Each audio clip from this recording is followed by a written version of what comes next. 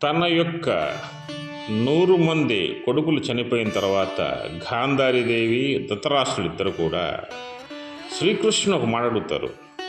శ్రీకృష్ణ, మీరు తలుచుకుని ఉంటే నా యొక్క 100 మంది కొడుకులు బతికుండేవారు, మీరు తలుచుకోలేదు, మీరు తప్పు చేశారు, మీ యదువంశం సర్వనాశనం అవుతుందని చెప్పిస్తుంది గాంధారీదేవి.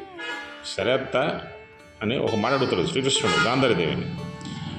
మీ కళ్ళ ముందే దుర్యోధనుడు అన్యాయంగా అక్రమంగా జూదంలో రాజ్యాన్ని తీసుకున్నప్పుడు అప్పుడు నీ నీతి ఏమైంది?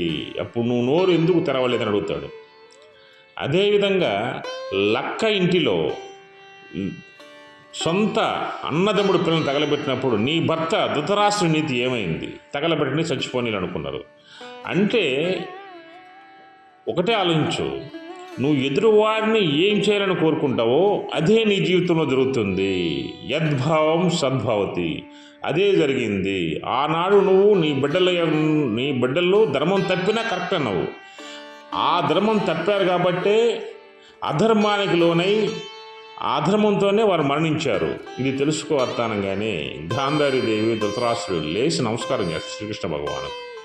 జై శ్రీకృష్ణ, జై శ్రీకృష్ణ.